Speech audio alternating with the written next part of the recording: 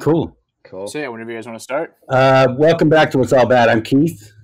This is Mike.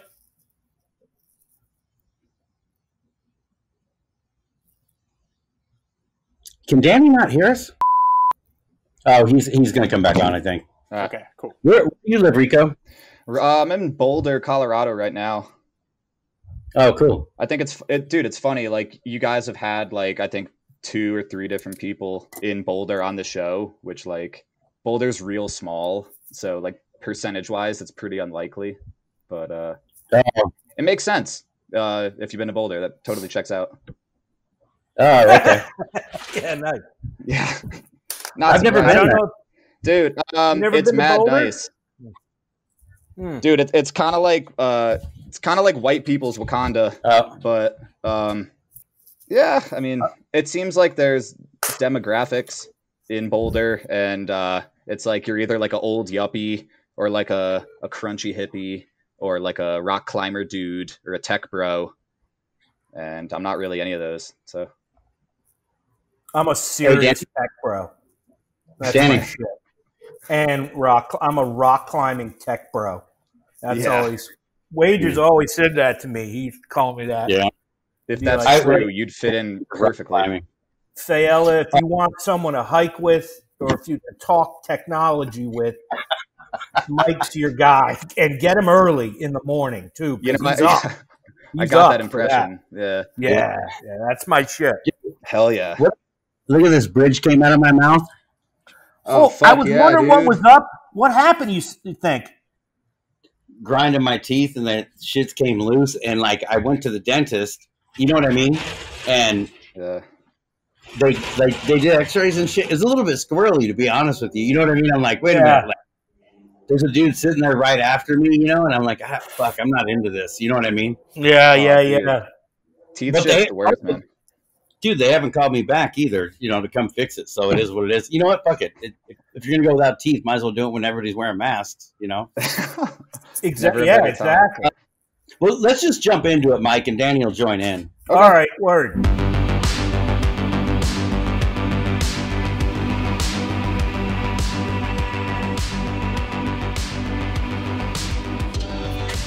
Cool.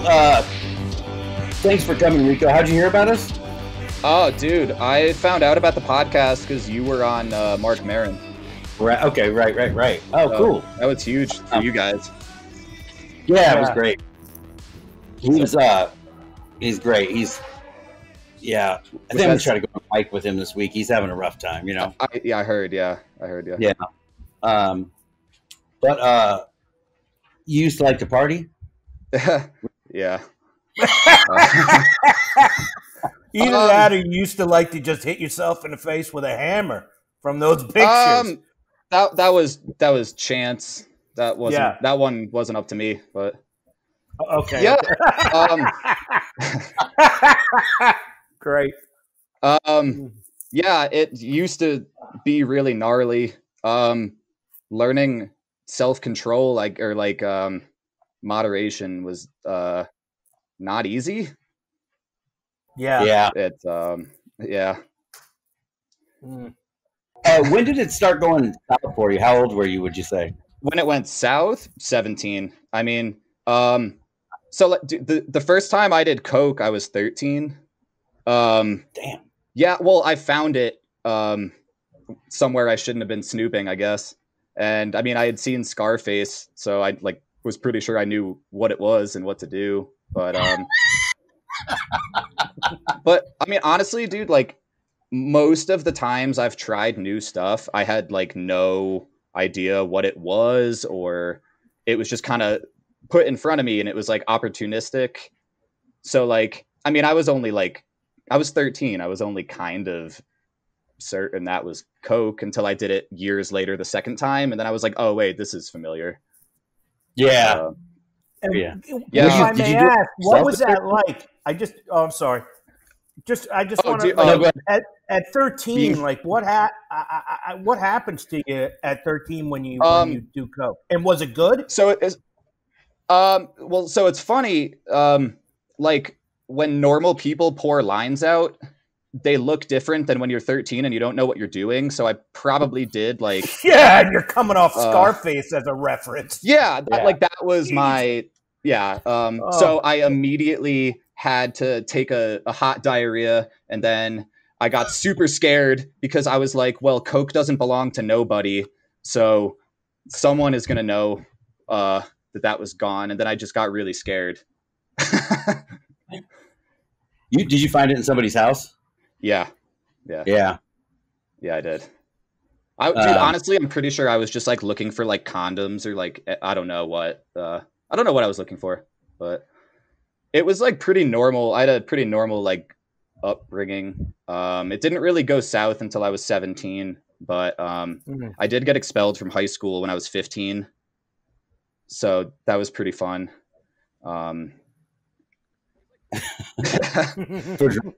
What led to that? It wasn't like drug related at all. I went to a school dance, which also was like really unusual for me. And one of my friends had stolen fireworks from his dad, and he lit them off in the school dance in like the cafeteria. And they weren't like spark fireworks. It was like a quarter stick of dynamite. That's what the cop said. And he just like threw it into a crowd of people, and dude, like nothing, it blew up and nothing happened. And then he gave them to me and somebody else, and we tried to light a second one, and it fizzled out. And then I got grabbed by a cop and dragged out by my neck, and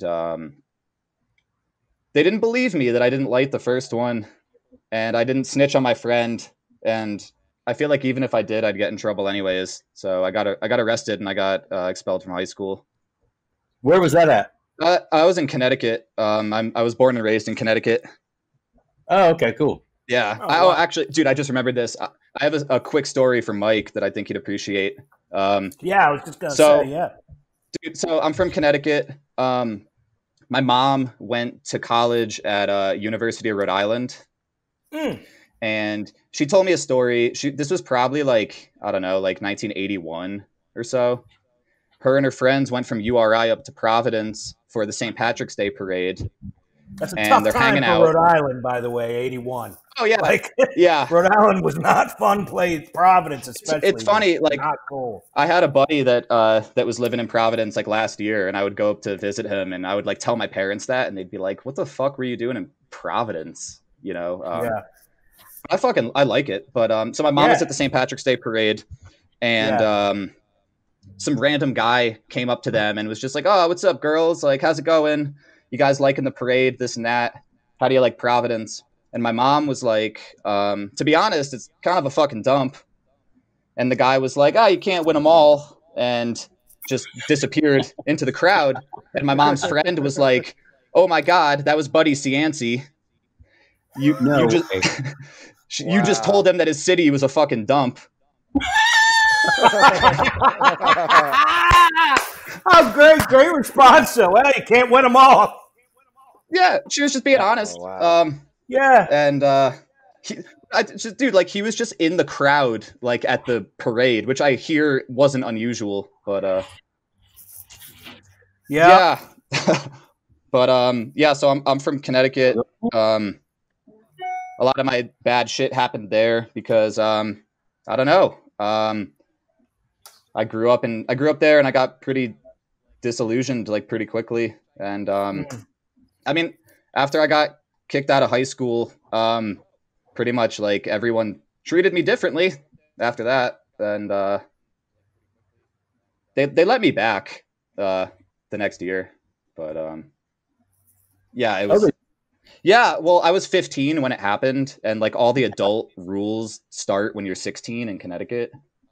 Oh, okay. They were saying all this shit like, oh, you lit an explosive in the school, like you're fucking done. Like all this, you know. In Connecticut, if you're under 16, you get what's called a YO. It's your youthful offender, which is just kind of like your across the board plea to anything that's not that really bad.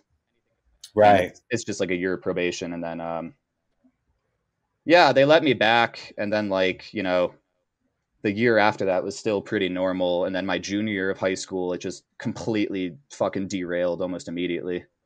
And what caused that? I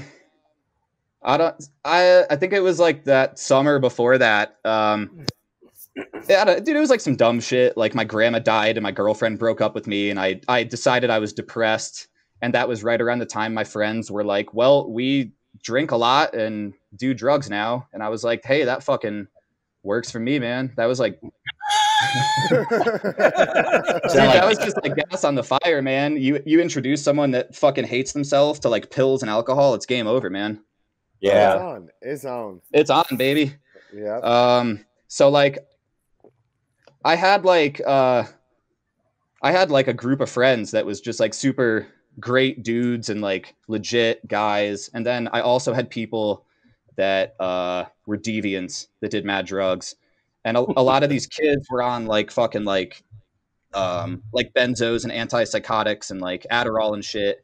And they would just like give me their prescriptions and I would just eat them in like random doses. They would come to school and be like, hey, I got 2 Adderalls and 5 Seroquel. And I'd be like, yonk, or any, combo. And yeah, it's not sustainable. So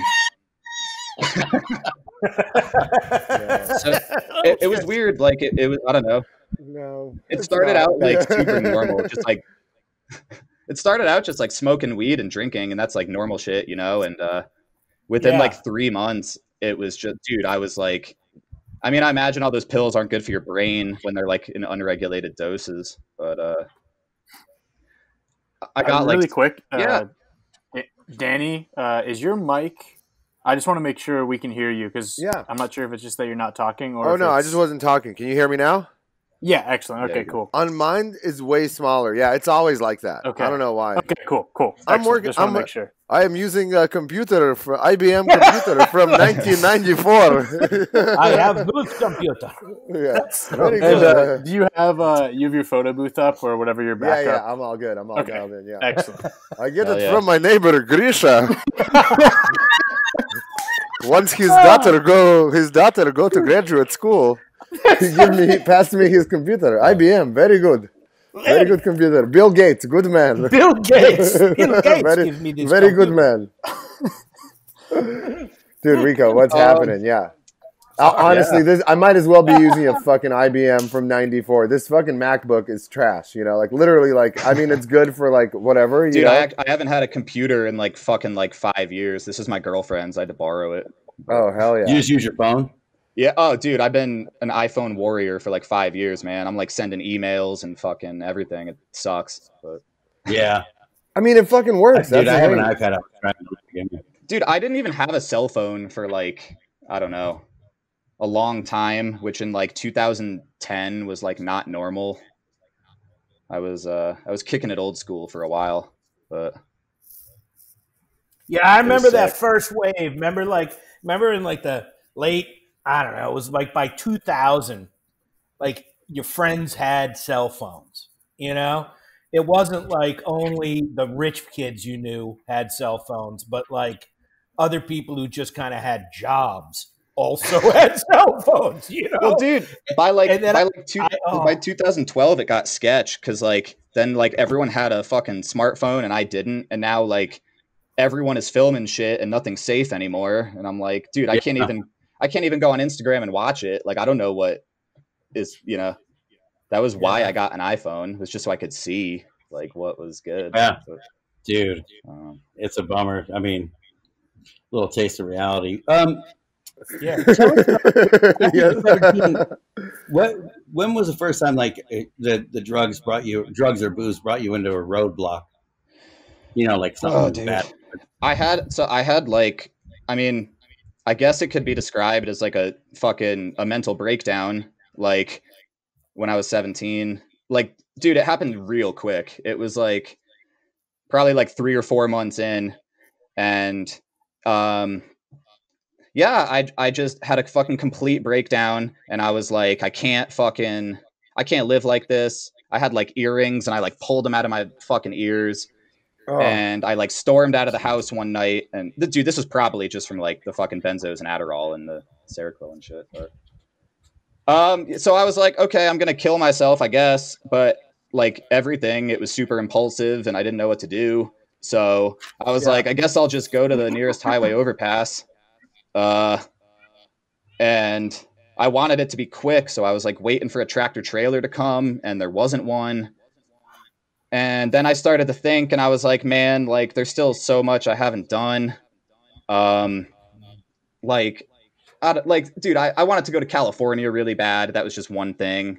And I was like, I might as well just do all this other shit and then see if I still want to fucking do it, you know? Yeah. So I kind of ran away to California for like a week. And some dudes like dusted me with PCP there, which was fun, but oh, hell yeah. Yeah, how'd that go for you? Yeah.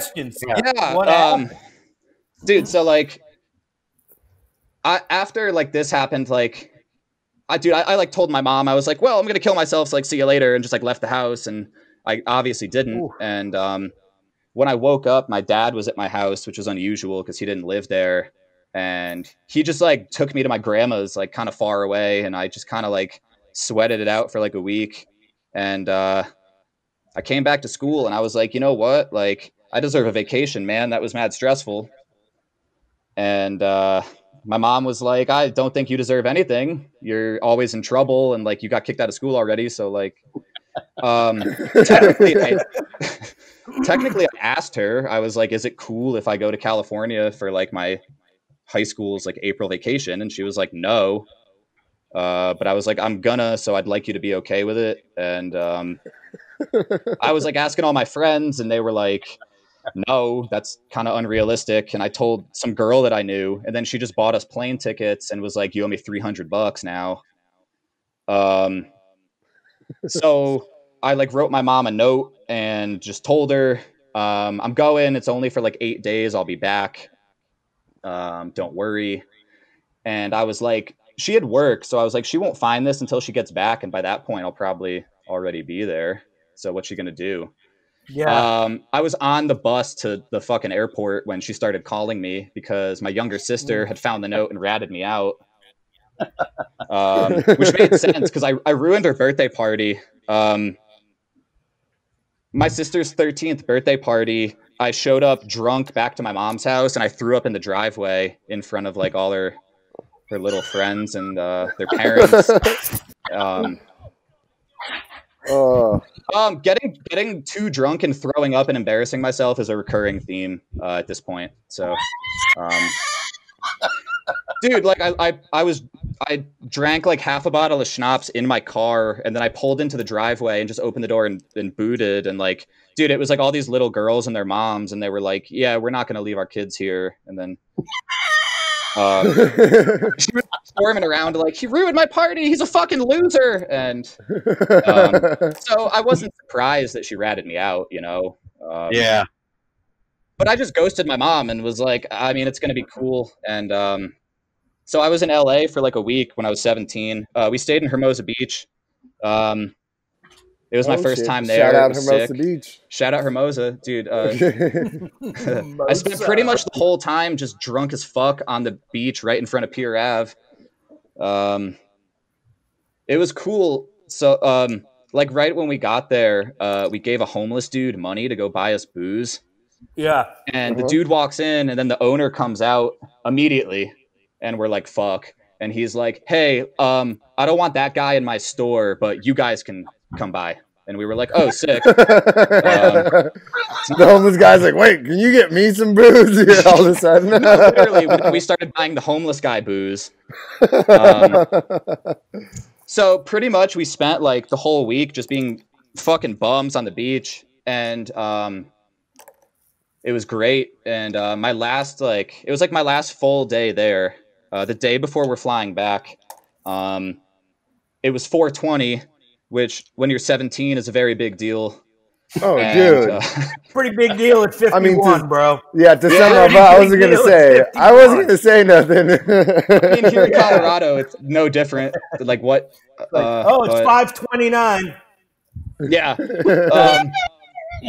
So, dude, it was actually really hard for me to get weed in LA, being 17 in 2008, because like dispenser, like you had to get like a med card or something, and nobody would sell me weed on the beach. And that was just starting, man. Dude, yeah, that's hard. It was crazy because I was in LA. I was reading the paper, and that was the week that they introduced the first body scanners at LAX. And like I flew back with drug paraphernalia, and I was like, "Fuck!" But it worked. So yeah. So pretty much my whole plan for 420 was to take the bus to Santa Monica, look for a guy with dreadlocks, and see if he was selling anything, I guess, and just do that. They were having like the Earth Day festival there at the pier. Oh hell yeah! Like Ziggy Marley played, I think. Yeah, so I was like, all right, that can be a day. And we got on the bus, and these like dudes in Cottonmouth King t-shirts get on the bus, and they sit right in front of me. Oh hell yeah, it's on. Oh dude, and I was like, that's my man. And I moved into the seat right behind him, all creepy like, and I was like, yo, it's good.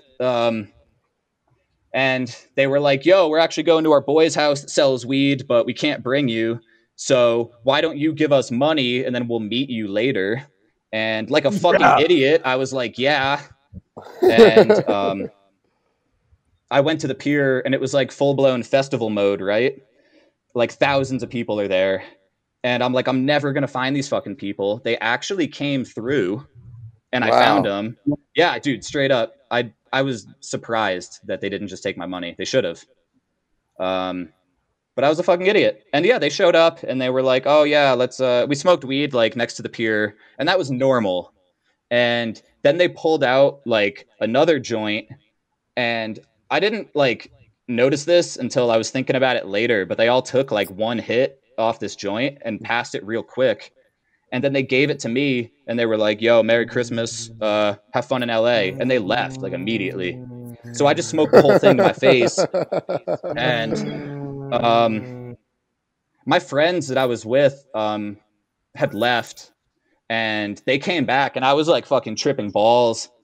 And I was like, I don't know, man, it's not weed. I didn't know what it was at the time. I just knew that it wasn't anything I had done before. Yeah. And I was like in the sand on the beach, and it all turned into like TV static, and I thought I was drowning in it. And once you get over the initial fear, it's pretty fun. That's what I say. That's what I always say. I mean, you know? Dude, I never fucking did PCP ever again. But at first it was real scary. And I was like, oh my God, my legs don't work. And I just like laid down in the sand, and dude, there was cops on horseback, like walking fucking right over me. And that was like tripping me the fuck out. Of course, and as it should. My friends were like, dude, there's like all people on blankets on the beach. It's like a festival setting pretty much. And my friends were like, well, we're not trying to just like be scared on the beach, so we're going to go like walk around. And they ditched me. And I had to go to the bathroom really bad, but I couldn't walk. So I just rolled on my side, and I dug a hole, and I just pulled my dick out and pissed in it and like buried it like a cat. Wow. Dude, what's crazy is I've never seen anybody pull that move. And then last week I was driving with Callie, and it was on a Sunday, and we're driving down Alvarado and Sunset, like over by like where that little smoke shop is, and there's like that weird boba spot or whatever that just went out of business. Yeah, by El Rancho Market. And we look, and we see this dude like laying there at the like right next to the bus stop, and like shooting out of him, and he's just like kind of on his side. And we look at each other, and we look over, and we can't see his dick because he has it kind of covered well. But there's just like a stream shooting out, and it was almost like a rainbow, you know. And it was just shooting out, and he's laying there broad daylight, just fucking pissing. And it was one of those things where like we couldn't get our phones fucking together in time enough, dude. You know. But it was like, a moment where we were like, wow, you know, I didn't know that was like a thing. It's so bold that it worked. No one said shit to me. And I was completely surrounded by people that all just like looked and disregarded it. Dude, that's so tight. If I was sober, I don't think I could have pulled it off. You think? No, that's not a sober move. No. Hey, I got to use the bathroom, and then you just go out the front of the restaurant, dig a little hole, lie down, throw your junk in it, and just piss in there. Thank you very much. Are there towels? It was chill. It worked. I didn't see Ziggy Marley at all. I literally spent like 5 hours just laying in the sand, looking at the Ferris wheel.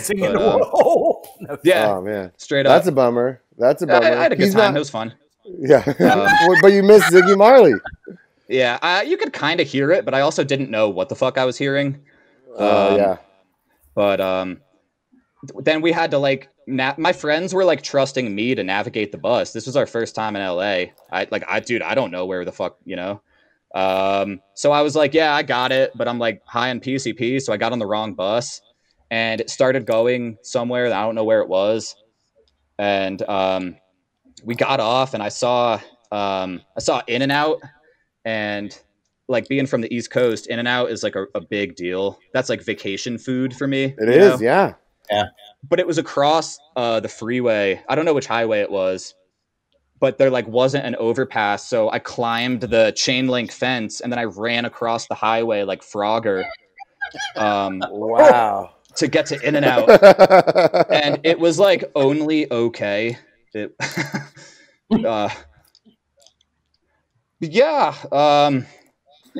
don't know. LA was fun, man. I had a great time. Those dudes hooked it up. I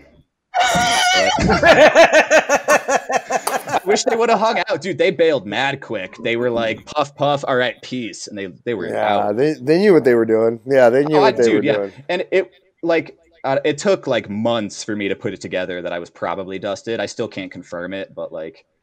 You were. Yeah, you were. That's all getting dusted. There's nothing else. Always the same MO. Dude, yeah, they always hit it quick, and then they leave you. Like it's whatever it happens, you're like, what?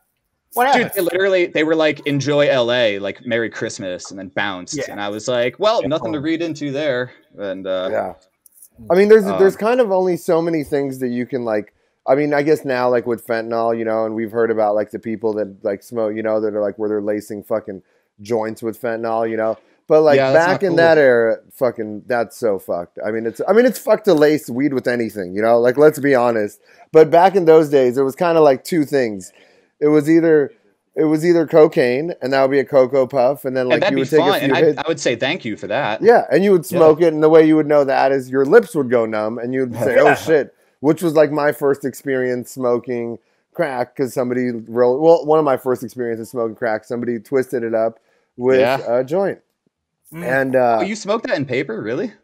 Yeah, one of my first times. There was this kid, Andrew. I shouldn't say it. Whatever. There was this kid, and we all went out to Vegas for the Cannabis Cup, and we were 17 at the time, but we knew a dude who was like super plugged in with that industry. And he was like, hey, can you help me work this Cannabis Cup? So we all rolled out there and he got us a room. I don't know if I've ever talked about this before, but it's kind of funny. He got us a room at Keith, have I ever talked about this? This is the Saint-Tropez in Vegas. Oh, Keith ain't here. Mike, have I ever talked about this? I don't think all right, whatever. I don't remember you ever talking about the Saint-Tropez. No.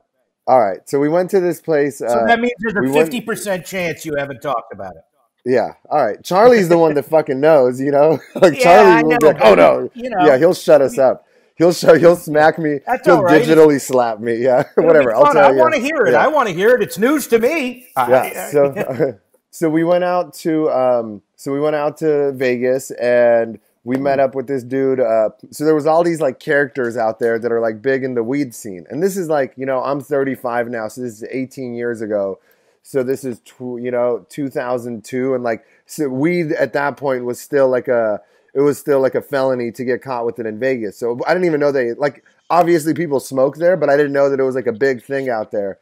And we met this dude, Papa George, who has his own sound system. He has like a dance hall sound system out there, and he was like a white Rasta dude, Mm-hmm. like the guy, like the dude you were looking for at the pier with the dreads. Like that's that was the guy that welcomed us out there, And And he was like, hey, brother, I got you a room at the, and he talked he talked all Rasta, like the white Rasta Pasto dudes, And he's like, hey, brother, I get you a nice suite at the, I don't want to get canceled. He's like, I get you a nice suite at San Tropez. It's in downtown Las Vegas. We're like, all right, cool. And we get there, and it was there was a presidential suite and like a lover's suite. And we're like, oh, hell yeah, presidential suite. And he was like, no, that's for me. You guys are in the lover's suite. So we got it. It was like the honeymoon suite right across from the presidential suite. Gosh. And got we get there, and it was like super whatever. We were like 17 years old. We have this huge fucking suite. There's like a heart-shaped tub in the middle of it. It was all like pink and whatever. And then the dude we worked for had the suite across. Him and Papa George had the one across the way. And they had like a fucking DJ set up, and we're smoking, and we took a bunch of like guys with us out there to help work this cannabis cup. And one of these kids was this dude that was like maybe the first fool we knew that like got strung out, and the first fool we knew that like was like that would like if it like they would like rob our friends, and then would like come like when everybody would pass out from drinking too much, we'd wake up, he'd be like, man, this fool just left, I tried to chase him out, and we believed him because we're like 16 or whatever, or 17, and like he's literally just going and stealing our Xbox and trading it for whatever oh yeah. So we get out there and we get to the cannabis cup, and we're hanging out, and it's fucking great. And we're like, we're kids. I had a fake ID, so like we were going to strip clubs, and we're doing all these firsts that we did, out there in Vegas, and it was like it was an awesome trip.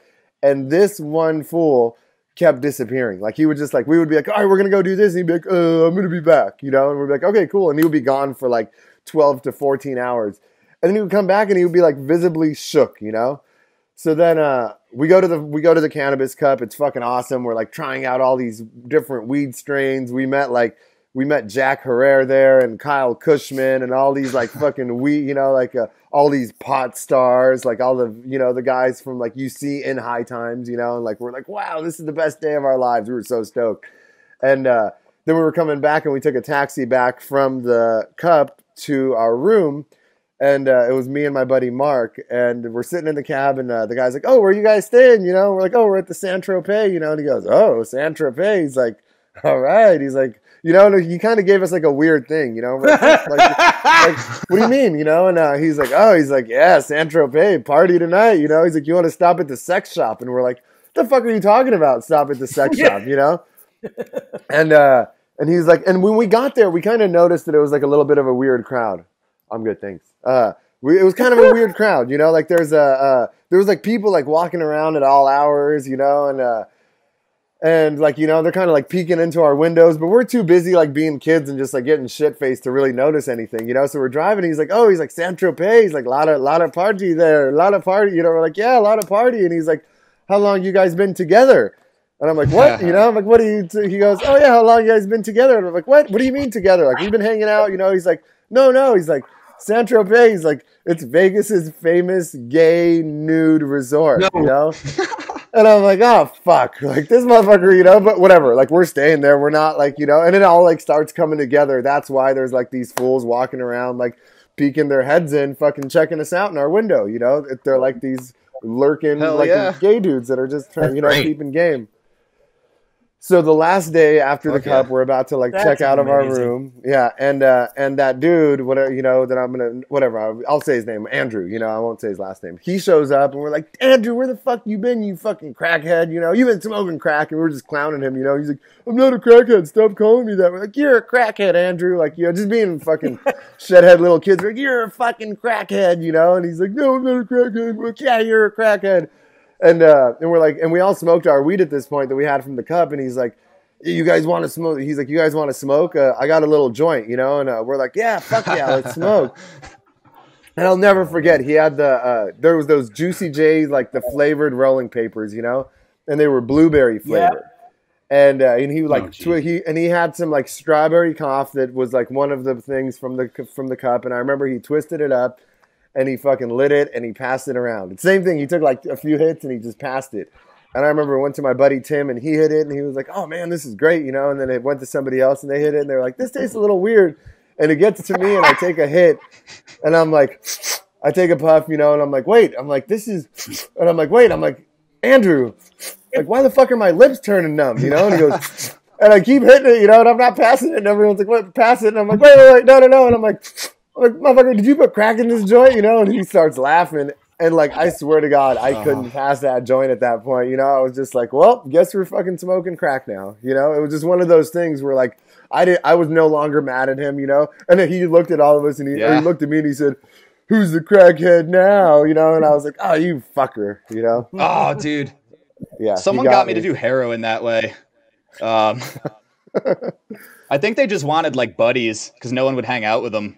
Dude, that's what it is. That's what he was like, he was like, I got this research chemical, and that was all you had to say to me at that point in time. And I was like, oh, hell yeah. Dude, it was heroin. Yeah. Research chemical. We just blew lines. Yeah, I got this research chemical.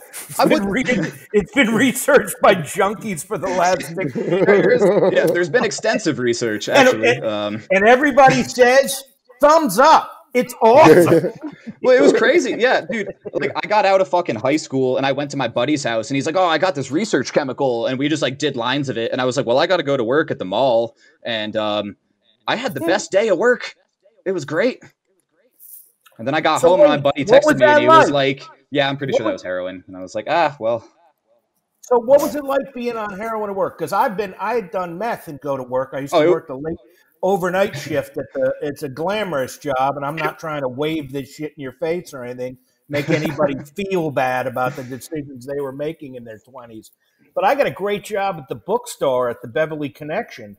And it was so clear that I was out of my mind that they did not want me there during normal hours. Oh, dude. So they were like, hey, you know, we got a shift for you. Why don't you come on in at around 10 o'clock when everybody's not here, starting to leave, we're closing up, and then you just re-rack books and do that kind of thing. And I was like, that sounds like a job I can do meth at. And and yeah, so where at the mall did you work? Is that you can go to work and it's like cool mostly. You know, until like being drunk at work usually doesn't fly. Yeah. But I think until you start slamming opiate. Not because I had like an objection to it, but that just wasn't happening in my hometown when I was there. I absolutely would have if it was put in front of me because I did everything else that was put in front of me. But back in the day, it was Oxycontin hit Connecticut like real good, and so that was the thing. Now it seems like a lot of people in the shoreline of Connecticut are doing heroin. It's pretty dark when you go there now. But and you said you tried fentanyl by accident. Yeah. So same time period. I was at my buddy's house, and it like so many of my stories start this way, where like a friend shows up and he's like, "Hey, I have this," and like I'd never even heard the word fentanyl before. This was like I don't know, 08, 09, and someone had like lozenges or something that they would give out at the hospital for like palliative care, and someone had stolen those somehow and brought them to my buddy's house. So yeah, we were just like sucking on those, and that was like a medical, like that was like a measured dose. So it was like really fun. And one of the dudes there started having like a really bad reaction to it. And I had this like moral conundrum because I fucking hated this dude. He was like a thief, and I didn't care, but I was also like high on fentanyl, so I was like feeling pretty compassionate at the time. And it was only like years later that like Oprah started talking about fentanyl and shit. You know what I mean? And and like my mom watches Oprah and she's like, "You would never do that, would you?" And I was like, "No, that's ridiculous." You got me? Oh man. Yeah, you know, like I did DMT the same way. I'd never even heard of DMT, and then it was just put in front of me, and I was like, they had explained that to me, like, oh, it's kind of like acid, which is, I mean, a little true. But what's the worst experience you've ever had from any sort of substance? The worst. I mean, it's hard to think of just one. I mean, I mean, I was like, my drug of choice, honestly, has just been alcohol. And I was a blackout drinker for a long time. And my party trick in high school was ruining parties. And like, yeah, like, I don't know, like one time I woke up in a garbage bag, like covered in like bloody vomit. I think that's alcohol poisoning, but I'm not sure. But yeah, I was like 16 or something at this point, and I had like fallen down the stairs at like this girl's house, and my friends didn't know what to do with me because I was throwing up, and they put me inside of a trash bag, and that's how I woke up in the basement. And pretty much like everyone left, and then the next day, all these like girls, this was in high school, and like no one was driving. I'm sorry. I just love that detail that they didn't know what to do with you, so they put you in a trash bag. Well, I wonder where that falls on the list of things you do when you don't know what to do with someone. Do you have any idea? I don't know. Throw them in the garbage. Do you have any idea what waking up in the garbage does to your self-esteem at a young age? Yeah, I do. I have a little idea. That's amazing. Like a bedroom that's here in the house? Nah. Well, somebody's car? No. Out on the front lawn? No. Let's throw them in a garbage bag. I think I had already gone down the stairs, and it would have been hard to bring me up. Bring you up, yeah, right, sure. But in high school, I had a minivan. So I drove everybody everywhere, and the next morning I had to bring all these girls back to their houses, and they were fucking probably terrified of me. And I hadn't maintained this thing at all. And the engine started smoking on the highway, and they were like, "We got to call somebody." And I was like, "No one's calling anybody." And one of them had like a Gatorade, and I just like dumped it on my engine, and it like worked. I had that car for like months after that, and it was fine. I actually what kind of minivan? What kind of minivan? Oh, dude, 98 Dodge Caravan. Yeah. Oh, hell yeah. There you go. It was covered in stickers, and if it was a boat, like we joked that its name was Probable Cause, because I got pulled over like every fucking day with it. So like one time, so like pretty much like the agreement was like people would hit me up and be like, "Yo, we want to go do whatever. You have the van. Like we'll give you drugs if you drive." So I was like, "Cool." And one time we went to New York City, which was like a 2-hour drive from my house. And so we went to New York City with the intention to just like get drunk and walk around. And I'd never been unsupervised in the city. So we just like parked near Times Square because, I don't know, we found a spot. And one of my friends was like, "Oh, I know this girl. She said we can stay at her apartment. It's totally cool." And then we walked like fucking like 40 blocks to meet her. And she was like, "Who the fuck are all these dudes? It's not totally cool." And we didn't know what to do. We were already really drunk. So we just started, we were just wandering around, and we stopped to smoke weed in an alley. And then these dudes followed us into the alley and pulled a gun on us. They were like, "Yeah." And I was super drunk. So like, I thought it was like, I didn't take it seriously at all. They were like, "Yeah, we're robbing you guys." And I was like, "Oh, are you serious?" And they were like, "Dude, we're so serious." And they were like, "Here's the deal. Give us everything in your pockets. We're going to pat you down afterwards. And if you're withholding anything, we're going to fucking murder you." And I had like all this weed in this bowl. And I was like, they're probably not going to check my back pockets. So they fucking did. And the guy was like, "Dude, what the fuck did I tell you?" And I was like, "Man, yeah, I know." Yeah, I mean, so yeah, these dudes had the gun on us, and I mean, they obviously didn't murder me because I'm here, but they were like really. I've never like mugged anybody. I mean, kind of one time, but not really. They were like really bad at it. They were taking a long time.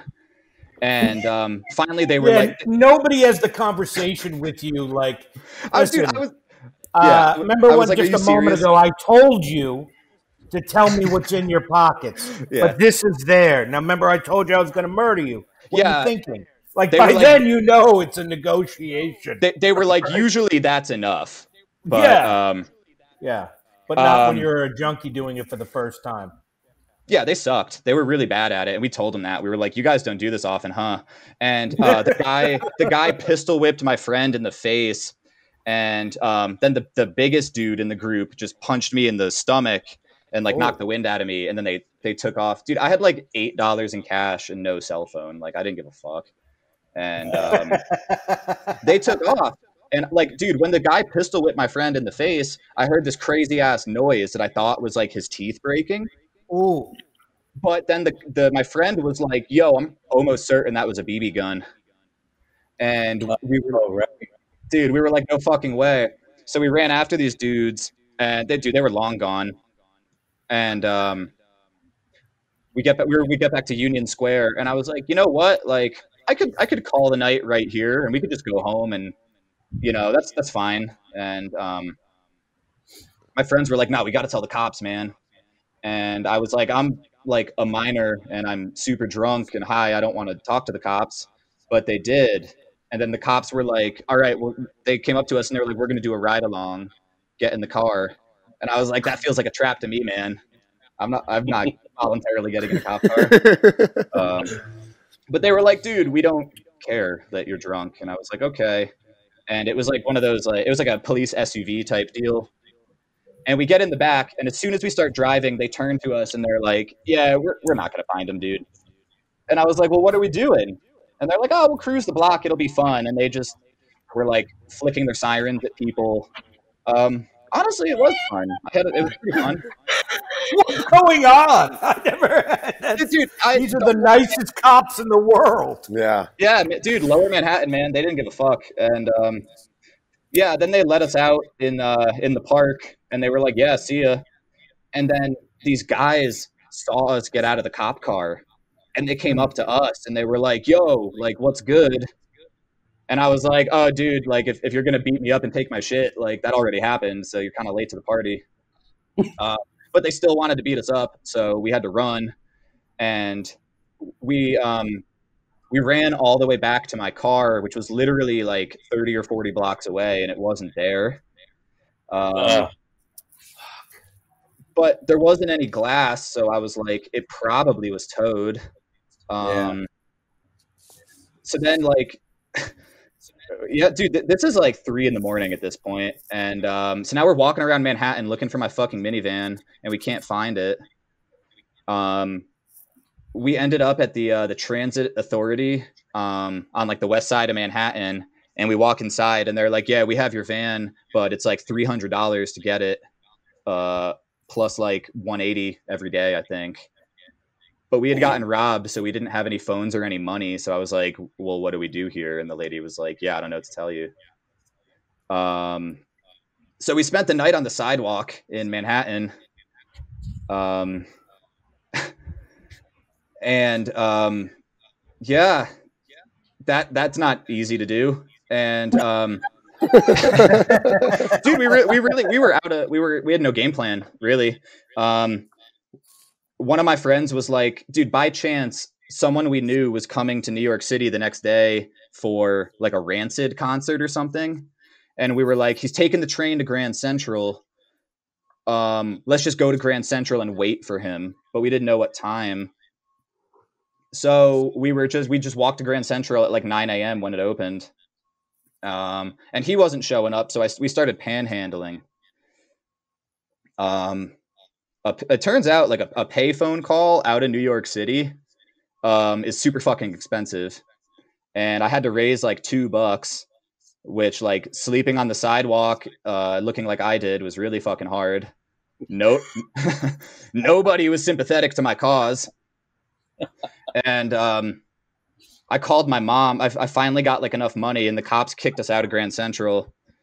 And I got enough money to call my mom, and I had like enough for a 60-second phone call.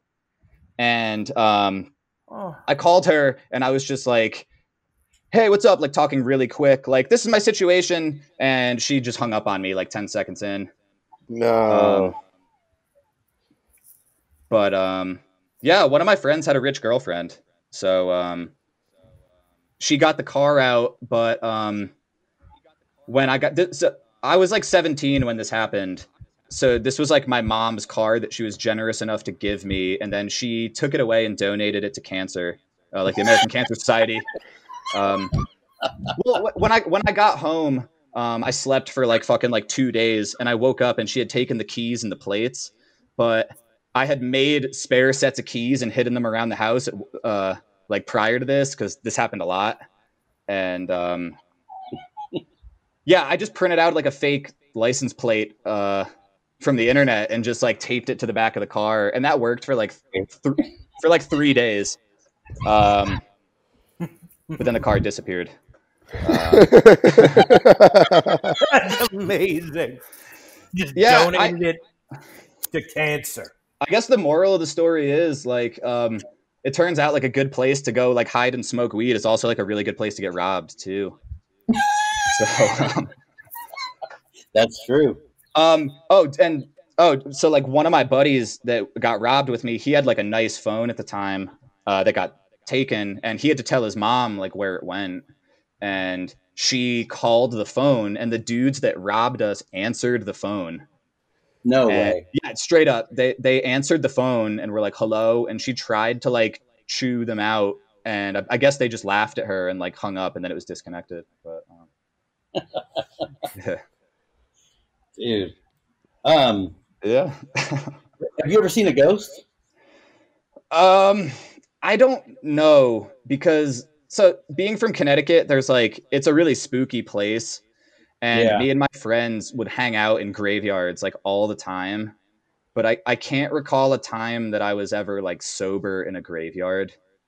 But like, dude, I love graveyards. But yeah, all my friends have stories, and I'm like statistically, I feel like most of you probably haven't. I feel like that should be rare. I don't know if I don't know if ghosts are necessarily like what we think they are, you know? Right. I'm totally comfortable being like, I don't know if what that plane of existence is. And maybe it's something that we actually can't conceive. Yeah. Have you ever seen a UFO? Dude, I saw some crazy shit in Boulder on the 4th of July a couple years ago. I don't know what, a lot of people saw it too, and I don't know what the fuck it was. But dude, it was just like, it was a light, it was a bright light way in the distance that moved like vertically really quick, and then moved back up vertically and then disappeared.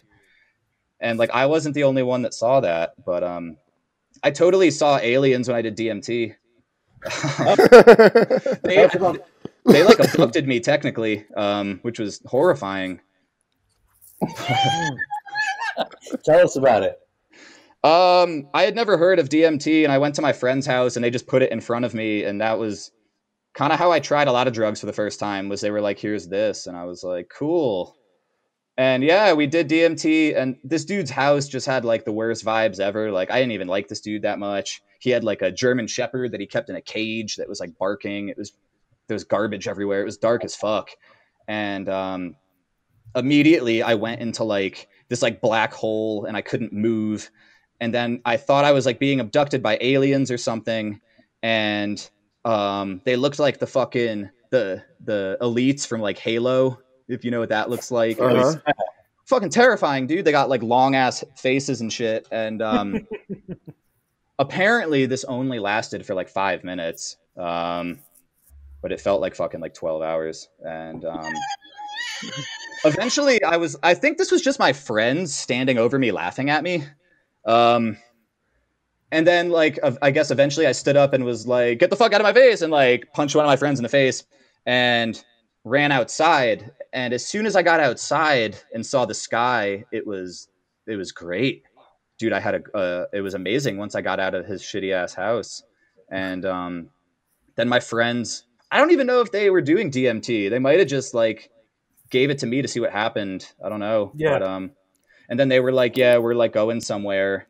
And they got me to get in the trunk of the car, which I was like super cool with. And then they like drove to like the fucking skate shop or something. And I was in the trunk of the car, and dude, honestly, I really fucking enjoyed it.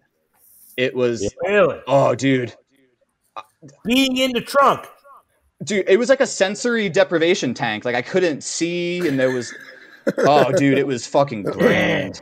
And then, like it wasn't like literally orgasmic, but I definitely was like aroused in that trunk. And wow,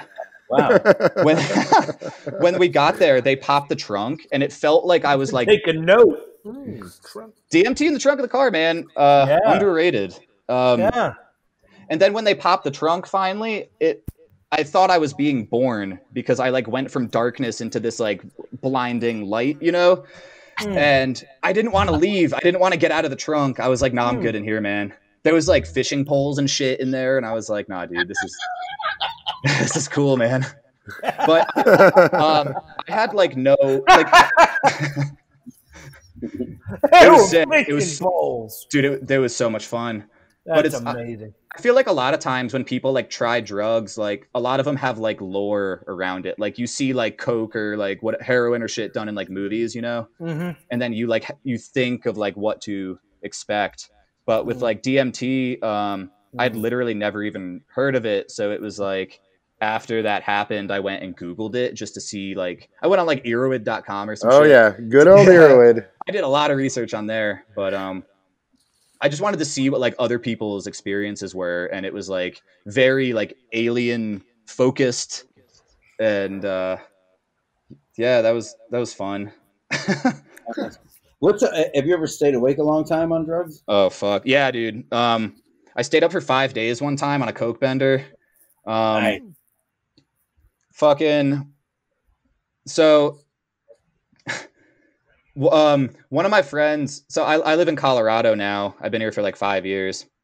One of my best friends lives in Salt Lake City, and one of my friends that's in Colorado, we plan to go drive out to Salt Lake and pretty much just like do a bunch of blow and I don't know, see some things. I don't know. That was the extent of the plan. And he was like, it's like an 8-hour drive from Denver to Salt Lake. And he's like, come over early. We're leaving early in the morning, so we're going to go to bed early. And I get there, and then he's like, oh yeah, by the way, like, he's like, I'm dropping you off in Salt Lake, and then I'm continuing with all this like coke and acid that I have that I'm bringing out west. And I was like, that's cool, man. And so I get to his house the night before, and he's like, well, we gotta fucking test it. And I was like, yeah, that checks out. And suddenly it's like 5 a.m, and we're like, fuck, we forgot to sleep. And he was like, I gotta go shave, because his plan to smuggle drugs to the West Coast was to shave his beard into a handlebar mustache and wear like a MAGA hat, so cops wouldn't fuck with him. Yeah. This was in 2016, like when the idea of Donald Trump being president was like not realistic. So he bought like a MAGA hat like as like a novelty. Like, won't this be funny in the future? You know? Yeah, not funny now. Yeah, but, not funny at all. Dude, it turns out if you're trying to like smuggle drugs on like the interstate, get like a Trump hat and a mustache, and it fucking worked, man. But so yeah, he like runs in the bathroom at 5 a.m. to shave his fucking beard, and he comes out like, dude, he like cut his face all up because he like couldn't feel it at all, I guess. And so we went to Utah and we made it there. And then as soon as we get to my buddy's house, he's like, yeah, let me see that coke. And all the plans we had to like do stuff just completely fell by the wayside, and we didn't leave his 1-bedroom apartment for like 3 or 4 days, I think. And he made me like, we obviously ran out of coke, and he made me come meet his coke dealer, and I was like, I don't want to meet this dude, like Utah is scary.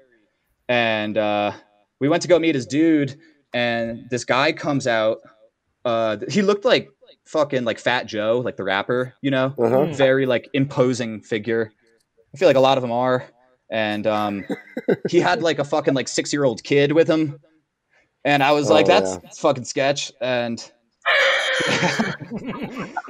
they get in the car, and it was his son, and the fucking that song Club Going Up on a Tuesday was playing, and the little kid is like singing along to it, and I'm in the back seat with the kid, and he's singing to the song, and I was like, dude, I haven't slept in like 4 days. This fucking sucks.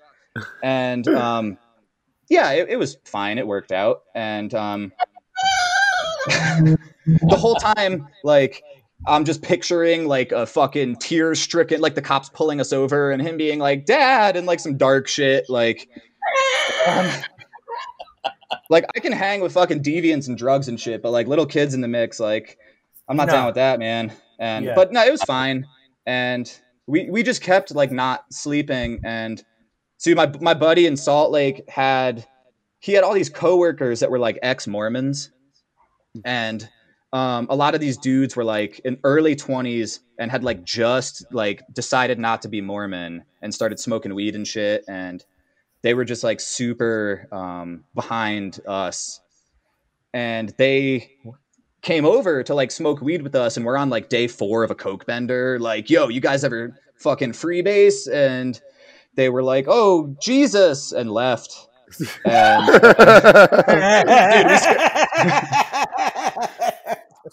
dude, this kid is like, or this dude's like, oh man, I just got a new bubbler. And I was like, we're like smoking coke, and they were scared, man. But eventually, so like my buddy left, and I had like a one-way plane ticket back to Denver. And the last day, my buddy drops me off at the airport, and I go in, and they're like, oh, you're flying to Denver. You got to get in that line. And I look, and it's just a line full of fucking angry people. And I'm like, that's probably bad. And I get in that line. They tell me my flight has been canceled because there's a blizzard in Denver.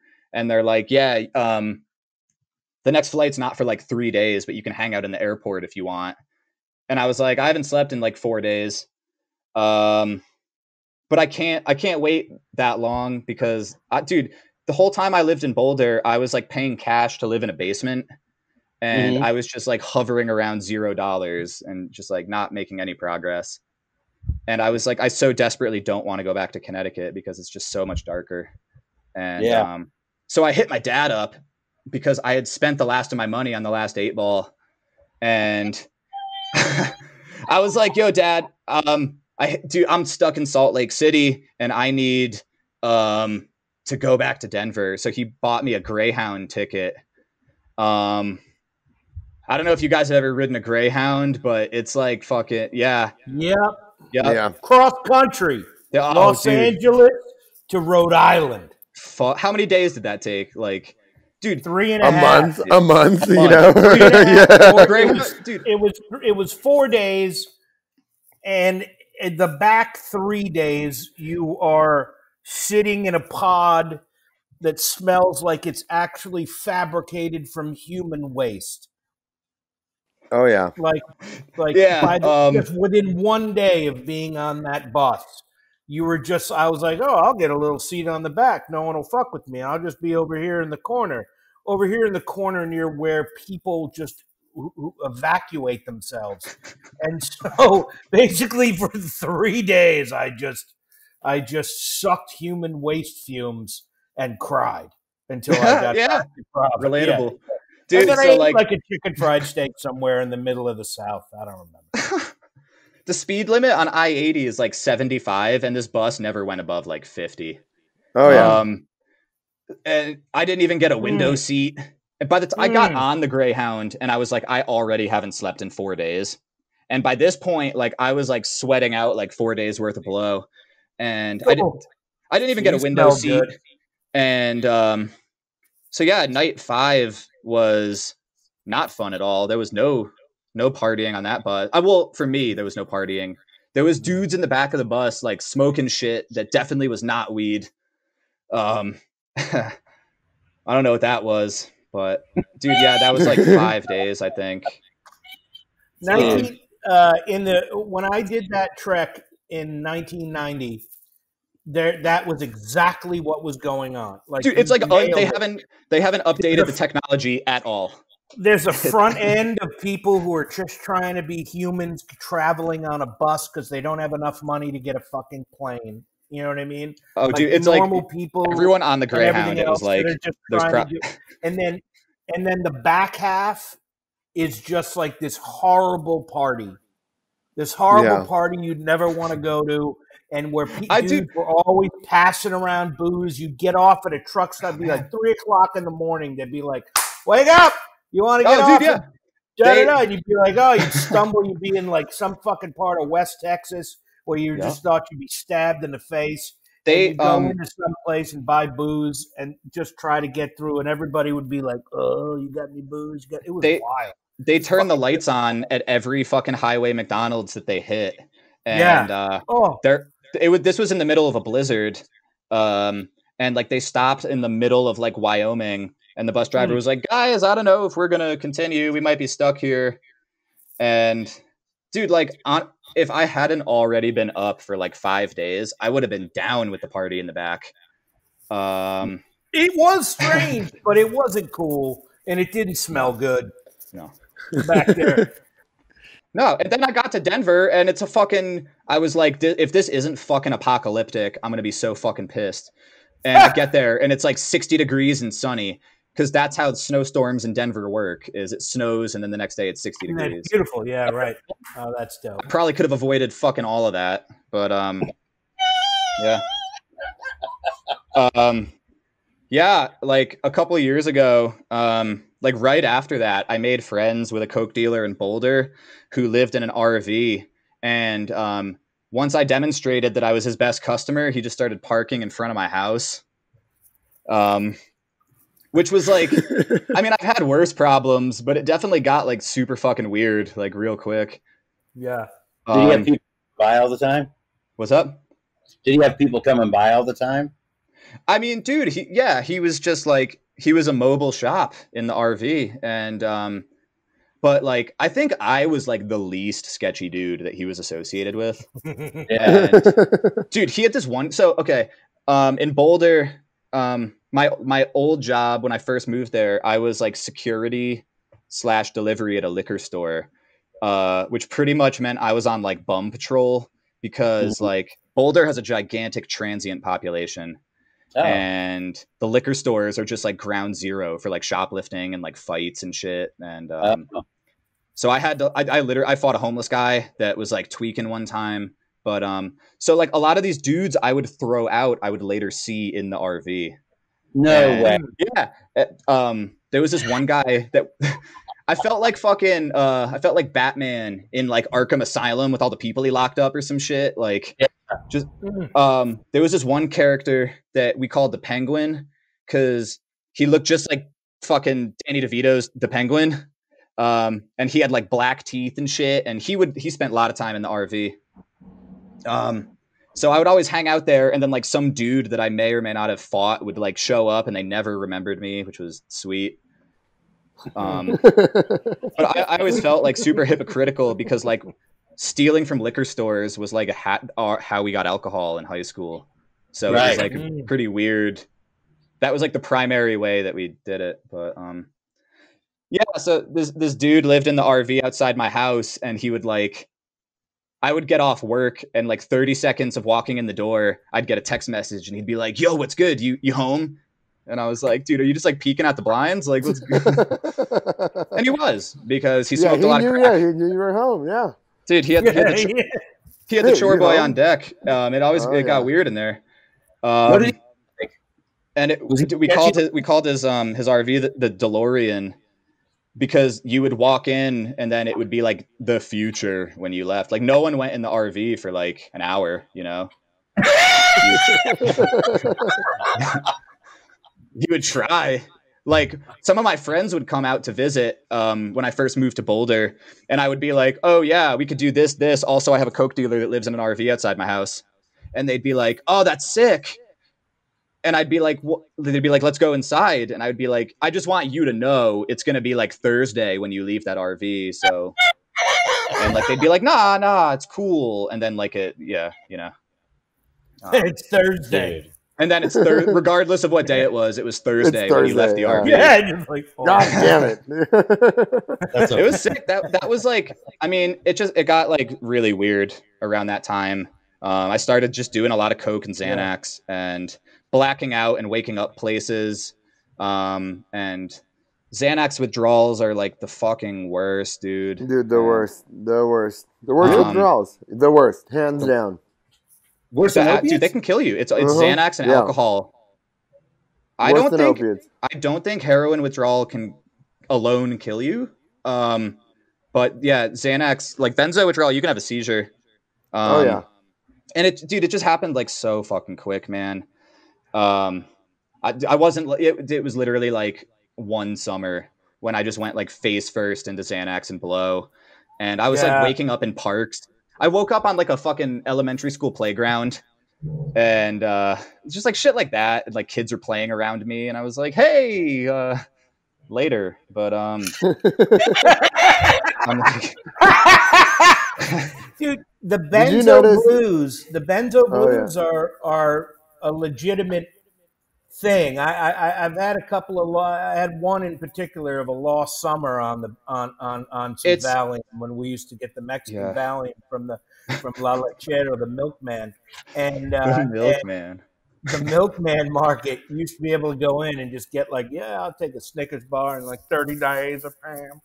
And they were like, I've told this story before. They were all there was not a lot of QC going on wherever they were being produced.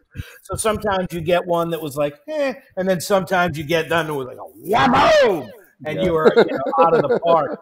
But we were swimming in a friend's pool, and I found out that summer. I was like, oh, dude, you do that for a few days in the fucking row. Dude, that's literally all it takes is like and you a amp week. Up, you are bombing that fourth. Bombing hard. Like, bombing hard. Like, you feel like you're like, I've made all it's really awful. You're like this. And luckily, I was like, I'd been taking antidepressants and fluoxetine and all sorts of shit for so fucking long for my OCD that I was like, oh, okay, I know this feeling. This is a chemical down.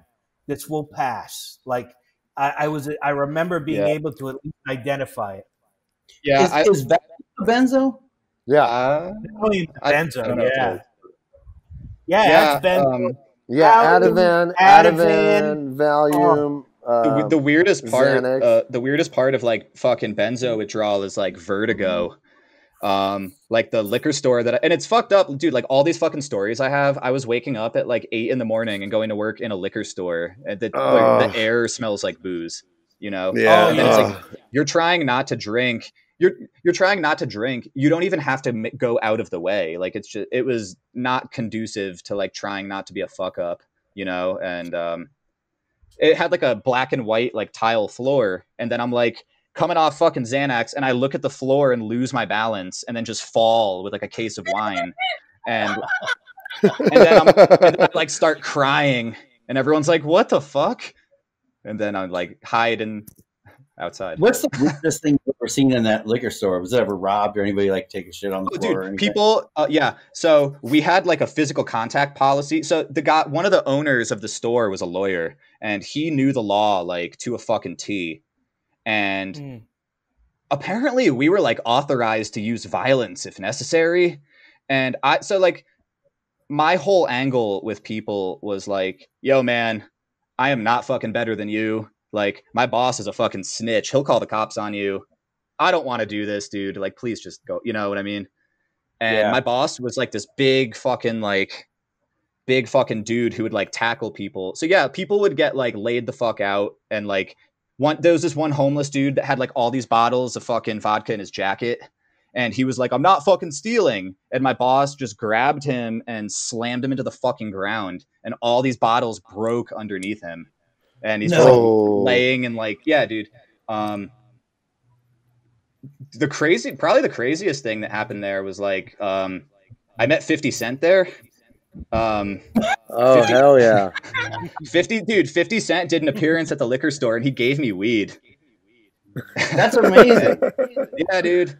So I was doing security, right? And so dude, this was like when 50 Cent had all his like tax drama going on, and he was like, oh, I have a vodka company, I have an underwear company, like all this. I don't know what he was up to, man. But vitamin water, don't forget he the was 50 doing cent flavor. Dude, vitamin water. Yeah. He had a vodka company, and he was doing appearances in store for it, and he came to our store, and I thought this was just a myth because they were hyping it up for like months, you know. And but then he actually showed up one day, and so the way it was like set up was like he was like ushered in, and he was like behind these like tapestries, right? And you had to like, to meet 50 Cent, you had to like get his bottle of vodka off the shelf, get him to sign it, and then you had to buy it. But mad people were just getting the bottle signed and trying to walk out the door with it. So my whole day was just standing in the door like, stop. Dude, I'm 5'9", and I weigh like 145 pounds. It like, I think that it was just like the state that I came in when I applied for the job interview. My boss would like looked at me and he was like, "You've punched people in the face before, haven't you? I got an idea." And he just put me on security. So, wow. So like 50 Cent has his posse, right? And so, dude, 50 is fucking, he's a big man, and everyone in his crew is way fucking bigger than he was. And they showed up and they were like laughing at me, like, "You're on security, like you must be fucking crazy." And so I was chilling with his people all day, and they were like handing out business cards with someone's phone number on it, like, "Yo, hotel party, come through, don't bring your man." And I was watching like couples fight because girls were like, "Yeah, I'm gonna go to the party," and the boyfriend would be like, "What the fuck?" 50 Cent doesn't even know this is happening. Like, I don't think, you know, like he just causes drama when he shows up, I guess. And yeah, but they had told us, like, he doesn't give a shit either. I mean, no, right? no, dude, 50 Cent's like a hurricane, man. He just like shows up and there's like chaos. But so they had told us we were gonna meet him, and then it looked like that wasn't gonna happen, and I was bummed. And then his like crew was like, "Hey, you're pretty cool, man. Come meet 50 Cent." And they took me to meet him, and we like posed for a picture or whatever, and I didn't want to be like weird and like linger, so I was like, "All right, man, nice to meet you," and I started walking away, and I'm leaving, and he goes, he's like, "Hey, yo, my man," and I turned around and I was like, "Yeah, 50 Cent," and he just slapped like a fat bag of weed in my hand, like in front of my boss, and and it like, dude, it smelled like hard, and I was like, "Shit," and I ran it out, and I like rode my bike to work at this point, so I had to like put it in my buddy's car. But so like a bunch of female coworkers of mine went to the hotel party later, and they said that, so 50 Cent doesn't like drink or do drugs or smoke weed or anything. He's completely straight edge. And yeah, you wouldn't think that. So I assume someone just gave him weed, and he was like, you know. Oh yeah. Gave it a bunch of girls that I work with went to the hotel party, and they said that he was just like by himself in a booth, like on his phone the whole time. And there was just a pile of like drugs in front of him that people were coming up like, "Oh, 50 Cent, here, take this," you know. And he was like, "Thanks, man." And then they went over to say hi, and he was like, "Yeah, you could just like have this." So they just like dug through his like drug pile and like picked out all like the ecstasy and wow. Dude, that's great. Man. Yeah. That's great. Since I stopped working at the liquor store, my like ratchet bum encounters have dropped like 100%. Dude, like they like knew my name and shit. Like they would come through, like there was like this gang of dudes. So the bums in Boulder, like their prime party time is like 7 a.m. They're like nocturnal, and they would camp out across the street from the liquor store. And when I got to work, they would be like up, and by like 10 a.m. they'd be like winding down. And they would like roll through on their bikes and like call me out by name, and like it was uncomfortable. But oh, that's awesome. Yeah, dude. Yeah. I don't know. It was one last question. Of all the pictures I saw, and if anybody else has questions, if of all the pictures I saw, there was some where you had your face, you know, injured. Busted open. Yeah. What led to those moments, or what's the most memorable of those moments? Did you like the fight? Were you? No, I'm not a fighter. No, totally not. But I've been in like hardcore and punk bands like my whole life. And so what do you play? What do you play? I'm a drummer. Oh, fucking A. So yeah, dude, that's like kind of my whole background. Dude, I could do a whole fucking thing just on like band stories, you know, but yeah, it's pretty much just like being in mosh pits, getting kicked in the face. I've had like my nose ring kicked out of my face. I had my teeth kicked through my lip one time, and I could like stick my tongue out. I think the picture I sent you wasn't even like, it's not even a good story. I was just fucked up and tried riding a skateboard down a slide at a playground, and I fell immediately headfirst to the bottom, and then my skateboard just came and spiked me between the eyes. Got it. Wow. Fuck. Didn't even hurt, but yeah. Dude, I got kicked in the face at a show in Denver. I don't know. My friend that saw it said that it was like intentional. I don't know. I didn't see it coming, but yeah, this dude like fucked my whole face up and like broke my glasses and shit. And he got his nose broken. Like we got in like a fight with this dude, and we got our asses kicked. And he was like, my nose is broke, I'm going to the hospital. So I had to walk from the venue to the bus station. And it's funny, like, dude, like Larimer Street in Denver, like it's just all like bars and clubs and shit. And there's all like the people that hang out there. You know what I mean? And there's always people like bugging you for shit. And it turns out when you walk down the street at night with like a fucked up ass face, like no one asks you for money, which was like pretty refreshing. Dude, there was like fucking homeless dudes walking past me and just be like giving me a nod, like respect. And I was word. And you know what my trick was? Say back in the day, Steve Martin used to say, like, if you want to walk down the street with a wallet full of money, just piss your pants. Dude. Be like, hey, what I was taught by some Skid Row locals when I started, like when I got like deep into like my like going down to Skid Row on another, you know, every day, and like I wasn't living down there, but I would go down there. They'd be like, hey, if you walk down that street, if you like once you hit San Julian and you hit that corner on 6, if you're walking down that street and your pockets aren't jiggling, they're going to know you're a fucking, like you stick out like a sore thumb, you know? So I would always fill up my pockets with change. So when they hear the change shaking around, they think you're down there spanging and you live on the street, and then motherfuckers don't bother you. Yeah. Dude, smart. Yeah. So you don't even have to get your face busted in. You just fill your pockets with change. If you can talk someone to fucking kicking you in the face. That's true. That's very true. Yeah. I made it to the bus stop. That's another option. Yeah. After midnight, dude, the public transit in Colorado fucking sucks. And like after midnight, the buses only run once an hour, and I just missed it. So now I'm just fucking chilling on this bench for like an hour, and I'm the only one there. And this guy just comes out of the darkness and just sits down like right next to me on this bench. Out of all the fucking places to sit, he sits like an inch away from me, and he's like, yo, you got any Percocets? And I was like, do I look like I sell pills? And he was like, yeah.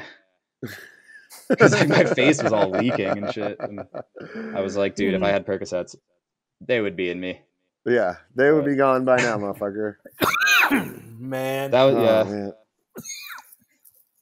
That was, no, so I do have a lot of pictures of me getting my face busted open, but most of them aren't even good stories. It was just, I guess I have one of those faces. I don't know. I try not to anger the people around me, but well, it sounds like everybody wants to, at least at a certain point in your life, everybody wanted to give you drugs. And dude, something that struck me was that, well, this guy's got to be a good guy, because no one wants to give drugs to someone who sucks. I guess like, you don't take terrible people into your, you know, if you're doing drugs, you don't be like, oh, yeah, this is douchebag. I want to give him drugs and listen to him prattle on for however fucking long. Or keep him around because he's happy about the drugs. I seriously, that struck me. I was like, well, he must be a nice man. Thanks, man. Because people like to give him drugs. What I learned really quick was like, I love doing blow, but I hate other people that do blow. So like, that was always my lead. And it was like, I feel like that kept me out of more trouble than I could have been in, just because I fucking hated everybody. So I would just be like, I would be like, yo, fuck all these middlemen. Introduce me to your dealer so I can go like hide in my fucking basement, you know? Yeah. And coke is the myth that coke's a social drug at its absolute height. It is not. It's a social drug when you do a line and you're already been dancing for a minute, and then maybe you do another one and there's about a bottle of champagne between those two. It's social. It's social because doing cocaine, it ain't social. It's social because oftentimes it has to be to fucking find it. Exactly. My favorite thing in the world was like, dude, there'd be like a party or whatever, and I'd been blown off by like enough dealers where I was like, I'm gonna get this ahead of time, and then I would get the coke a day before when I needed it, and then I would be like, well, I have to try it, and then I would pull an all-nighter and like blow half an 8-ball, and my nose would start bleeding, and then I'd have to go buy coke again for the party. And hey, but at least you knew it was good at that point. Exactly.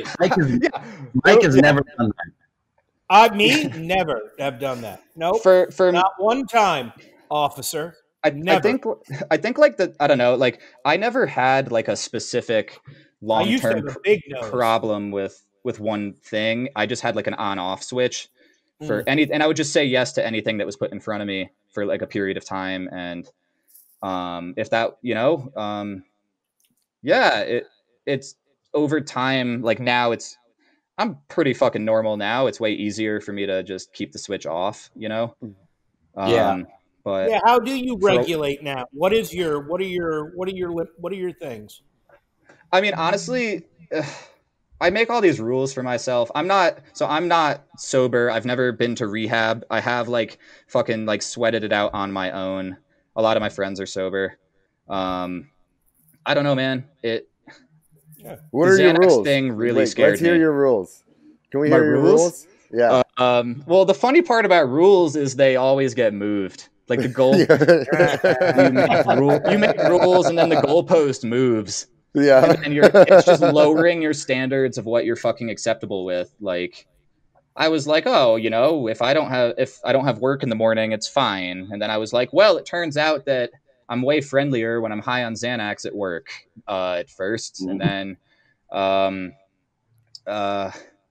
like my rule with Coke that I made was like, all right, I would set a timer on my phone, like an alarm, and be like, when that timer is set for 2 hours before I have to go to bed, because I'm now doing Coke on work nights. And I mean, that was just annoying. I never listened to it, but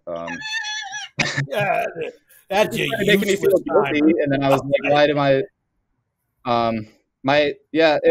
it's weird now. I mean, it's just like one of my best friends just had his 5-year sobriety last month. And which is super fucking awesome. And because of like COVID, they couldn't like do anything, you know. And he told me he was like super bummed out about it. And his like grandma just died or whatever, and they're like going through her shit. And it was like literally on his 5-year sobriety anniversary, he found his like grandpa's AA coins, and he like got that 5-year coin from his grandpa. Wow. So no way. Like literally on the day, and he called me and he was like crying and shit, and like this dude isn't like a crier, so I was that's amazing. It's awesome, man, you know. That's so cool. I don't know, it's just the Xanax thing like really really fucking scared me. And then by that point, it was like a bunch of my friends were already like, yeah, what are you doing? Like, I don't do this anymore. Like, you know, and I don't know. When I was like most of my bad shit happened in high school, and I was like, I'm a minor. Like when I got like expelled from high school and I got arrested, it ended up being fine. And I was like, well, I guess as long as I don't like fucking kill anybody, I can probably get away with anything. And then when I'm 18, I'll fucking figure it out. And then I turned 18 and I was like, I'm not ready to figure it out. And I was like, when I'm 25, I'll figure it out. And then I turned 25 and I got addicted to Xanax. And I don't know. I feel like a lot of people have like these like rock bottom stories, and like I definitely have moments that are rock bottom adjacent, but honestly, one of the most shameful things I ever did was like eat a whole loaf of bread when I was on Xanax, like just dry. Dude, I fucking like, honestly, like Xanax was the most fun when I blacked out, and it, like waking up, I felt like a detective, like, but when I didn't black out, then steps. I could like realize what I was doing, and I would be like, no, stop. And then I would do it. And like, I like systematically went through my cabinets, and I would just like, I ate a whole loaf of like wheat bread out of the bag. Oh, wheat bread. Fuck. What went into wheat bread? Do you remember? I'm looking for the next time I get my hand on some Xanax and some bread. Dave's Killer. Dave's Killer bread, man. Hell yeah. Oh, fuck. Super hearty. Dude. And then like such a good bread. I had all this energy, and I got on my bike and rode all around Boulder, just like, and I crashed into a curb and landed on my face and like busted my mouth open and like. Really? Oh. Yeah, totally. Dude, I've crashed. So living in Boulder, like bicycle is like the way to get around. And when I first moved here, the people I moved in with were like, yo, we do hella drugs. And I was like, tight. And at least at first it was that way. It was a party when I first moved here, you know? And I crashed my bike more times than I can remember. And I was fine. I don't know. But it's fine. I don't know. I don't know how I calmed down. I think a lot of it was just like getting out of my hometown and making like, I don't know. I like got a house that's like nice, and I don't live with like 100 dudes. I live with my girlfriend, and like, I don't fucking like really hate myself that much anymore. I used to like self-harm a lot and shit. And I guess like drugs were a part of that, you know, and I don't really do that now, but, I don't know, man. Well, that's good. Yeah, that's amazing. No, it's definitely great. I mean, well, congrats on not living in a house with 100 dudes. Non self-harm. Yeah, and not eating a loaf of fucking bread last night. Yeah, that's pretty solid. Yeah, I waited like a little bit to tell her most of this, but yeah. She was like, nah, if I knew you in high school, we would have been friends. And I was like, no, other girls wanted to be fucking near me in high school, dude. So I don't think actually, I don't think we would have been friends.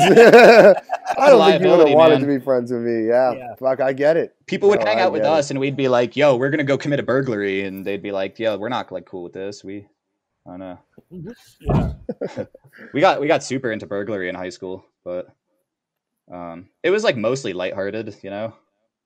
Oh, just a lighthearted burglary.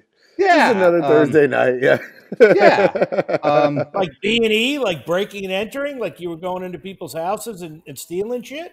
Yeah, ain't nothing lighthearted about that. That's called burglary, man. That's breaking and entering. I know. Full theft. How old are you? I mean, dude, it was weird. Like, hey, it's lighthearted when it ain't yo shit, Mike. I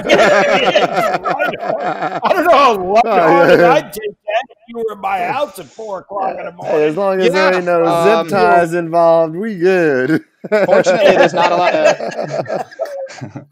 It almost always was not for shit to sell. It almost always was for alcohol for personal consumption. Oh, that's not burglary. That's raiding someone's liquor. Yeah. Well, it is if you don't know. I almost got shot doing that. See, this is the gray area, man. This is how we justify it, because I'm like, you know, I almost got shot on a boat, on a fucking catamaran. And I'm really glad I didn't. Fortunately, there's not a lot of gun owners in yuppie Connecticut. But oh no, this was in Rhode Island. Yeah, this was in yuppie Tiverton. Ooh. And I got on a bad. Yeah, it was a bad idea, and I was a little intoxicated. You know, as you do. Yeah. As you get. I was in a little rowboat, and we we were kind of doing pirate games on these different boats in the harbor. So this was an amphibious assault. I went up on a catamaran, and I saw a sliding glass door, and they had a couple of decanters of booze on the there you go on the cabinet. So I just went right in, and I'm in a blazer. Seriously, I'm in a fucking blazer, and like ridiculous. And I come up there, and the next thing you know, a woman is coming up the stairs and asking me why I'm there. And I said I was just going to get this drink. And she didn't like that at all. And then she said, "You got to get out of here." And I said, "I'm out." "Oh, this is a mistake. I thought I was going to my other friend's boat," which is amazing. "Oh, no, he has a catamaran right near here, looks just like this one. I'm sorry. I made a mistake."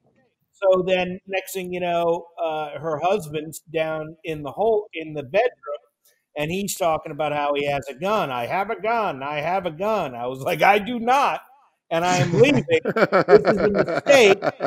I'm sorry. I'm sorry." And so I backed off, and I'm like, "Jesus, what are you going to shoot me? I'm in a blazer, for the love of Christ. What do you think I'm going to do?" And so then, you got to dress up for the burglary, man. Yeah, that's key. And then my friends were leaving, which was nice. They were moving away from the boat in the dinghy, and one of my buddies was like, "Jump, get in the boat, let's go."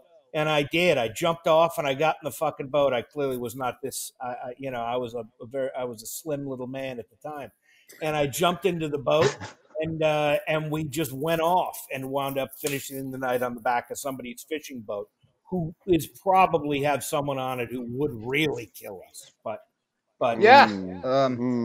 Yeah, I mean, I don't know. You hear stories about like people shooting home intruders, and I'm like, dude, we did that so many fucking times. Like, that's just such a fucking stupid idea. Like, pretty much it was. I mean, dude, at that point, it was like when you're 17, like it was as difficult to get blow as it was alcohol. Like I didn't have friends that sold alcohol. Yeah, right, sure. So it, that was kind of the MO, is we would just like, so my town in Connecticut had all these beach houses that were empty like 50% of the time. And so, dude, you could just like pop in and just like steal their fucking shit. And then like, we'd go like, we'd either drink in the minivan, or someone would get like a hotel room. And if it was someone I didn't like, we'd trash a hotel room, and it was fucking awesome. But, did you ever hang out in the summer houses and party? Totally. Yeah, dude. So there was this one being built on the beach, dude. They were building it for like 10 fucking years or something. Like it had like a fucking helipad and like a fucking tennis court. It was crazy. And like most of the houses were just like regular, but this shit was, it was under construction for a long time. And then I think that like nobody could afford to buy it because it was like had electricity and everything. And people would just like break in and throw parties in this mansion. It was fucking insane, dude. That place was crazy. And we didn't even realize that it had been sold until the time that we went there, and someone came up and is like, "The fuck are you guys doing here?" No way. Yeah, I mean, dude, it was cool the first couple times, and we were like, honest mistake, man. But we yeah,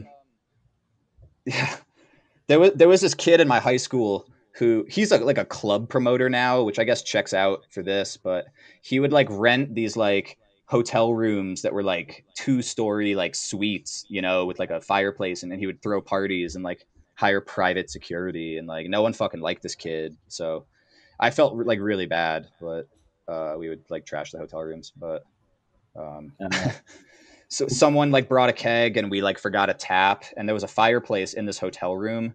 So someone took the fire poker and tried to like jam it into the top of the keg where the tap goes. And it shot like straight out of his fucking hand into the wall, and like beer just sprayed everywhere. And but this fucking dummy would get the same room like every single time at the same place. And the cops came 100% of the time, and it was increasingly sooner that the cops would come. So by like the last time that we went there, like we pulled up to the parking lot, and people were like, "Yo, the cops are like here," and we're like tight.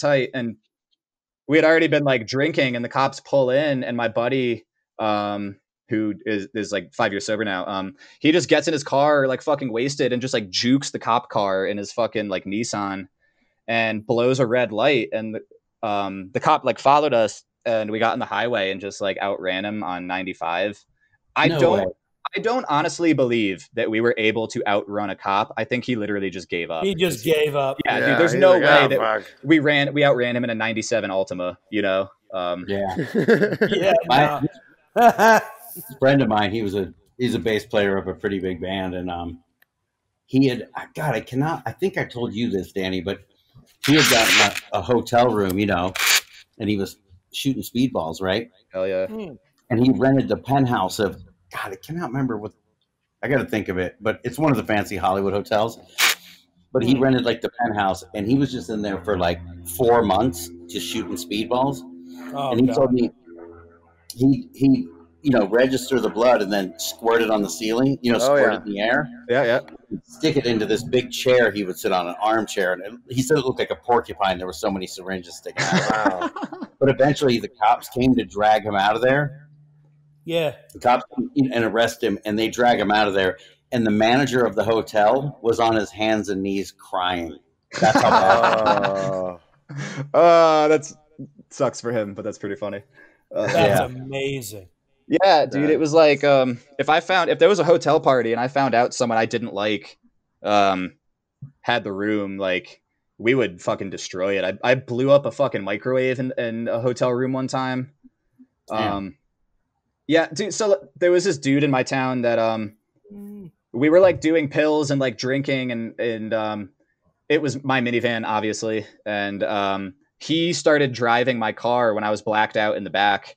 And then he got pulled over and he like put my lifeless body in the driver's seat and told the cops that I was driving. No way. I didn't get a DUI somehow. You didn't get a DUI? No. So we, the last thing I remember is like being at the docks and like pissing on a car. And then I wake up with a flashlight in my face and the cop's like, do you know why I pulled you over? And I was like, no. And I'm blacked out. He pulled me out of the car and I guess what we had done was like this dude who I'm not going to call him my friend because I fucking hate him, but he had driven my car and like I guess gone and stolen booze from a house, which is, you know, was customary, and then got pulled over leaving and put me in the driver's seat because he didn't have a license. So I thought I was driving, but I was like no, and he pulled me out of the car and they like sat me on the ground and shit, and they're just pulling all this stolen booze out of my car, and I'm like I actually don't know where that came from. Somehow I passed a sobriety test. I'm like, I don't, and I was like 17 when this happened. So I'm like, I don't know if this was a cop having pity on me because there's no way I fucking passed it, dude. You know, like, yeah. But it was fine. I mean, I got my license suspended, but that happened a couple times. But, one time this dude, I found out he was having a hotel party. So like we stole the flat screens and then I like put the TV remote in the microwave and set it for like 30 minutes and then just like left. No way. I didn't see it blow up, but that's like what happens, you know? So yeah. Wow. Danny sold a bunch of appliances out of an Airbnb. Oh, dude, was your name on it? Like on the Airbnb? Oh yeah. Oh, dude, there's accountability there. That sucks. Yeah. I mean, hey, Charlie hit me up and Charlie was like, yo, could you send me some reviews? And like, and dude, I started, and I still have the same like email accounts and through my iCloud, you know, and I started digging through them. And that one that he posted, that was the only one I sent him because there was dude, they're so bad. Like, they're so bad. Like, I'm like, you know, like, here's the thing. Like, I just got 5 years sober and I don't like, I owe these motherfuckers an amends, you know, obviously, like, I'm going to have it at some point, and I don't want to have to fucking come out of pocket again, you know, or like I've had somebody call me and be like, I can't believe you talked about that, like what you did in my house on your stupid fucking podcast, you know, and I had to pay somebody back already for stealing shit out of their fucking house, you know, so no way. Yeah. From this? From this, yeah. Dude, you know what's wild is like, so like my best friend. Oh, they didn't even just give you the credit for like. No, she was like, I can't believe you fucking talked about what the fuck you did in my goddamn house on your stupid fucking podcast, you know? And I was like, oh my God. She was what else are you going to talk about? That's not yeah, she's like, and by the way, you owe me all this money. There was all this shit. I don't approve. Yeah, I hit up Sasha, and I was like, Sasha, because we both did it together, you know, and I was like, hey, we're going halfsies on this motherfucker, you know. So we like both chipped in, yes. And we, you know, you can share this amends. Yeah, dude. So like my best friend that just hit 5 years sober. So I've never been to AA. I don't know what step amends is, but I think, dude, he's my best friend, so I'm cool. But he owes me a couple. Like, hey, like, dude, hey, he gonna know now. He gonna know now once he listens to this shit. I'm like, dude, I love you, man. I'm not mad at you. I was like, this is gonna be a funny phone call. As soon as he told me that he was getting sober, like initially, I was like, oh, dude, I can't wait for when he gets to that part. And it seems like he just skipped it. And I'm like, yo, motherfucker, you like stole my car and crashed it. Like, I saw you. We were at a party one time and he fucking like stole my car keys and ran to my minivan always. And he just fucking slammed it in reverse and smashed into a basketball hoop in front of me. And I was like, yo, that's not cool. And then he just peeled out and left and he didn't come back for a while. And when he did, there was this big fucking green side swipe on the side of my fucking car. And he was like blacked out drunk. And he's like, I didn't hit shit. And I'm like, you fucking did. And he's like, all right, I'll admit to the basketball hoop, but I didn't hit anything else. And I was like, admit, I saw you. I watched you do it. And I was like, I don't know what you hit. And my plate is on this car. So like the next week I was just waiting. But I never heard. So wow. Yeah. And stories you want to tell? I think we're pretty good. We got like 2 hours. Yeah, we're good. I think we got a good. This is a good app. Oh, okay. Yeah. Close up the Yeah. Well, what a treat, man. Great. Yeah, thank you so much, dude. That was rad. Thank you guys, thank you. Dude. Yeah, thanks for coming on. I could do an entire episode just on stuff with my band, but I didn't even know like how to get there, you know. Word. Hey, we'll bring you back, or when we do like our 100th episode special, we'll bring you back for that or something, you know. Hell yeah, dude. Yeah. Thank you guys so much. It's been fucking dude. Sick. Thank you. That was awesome. Thanks, man.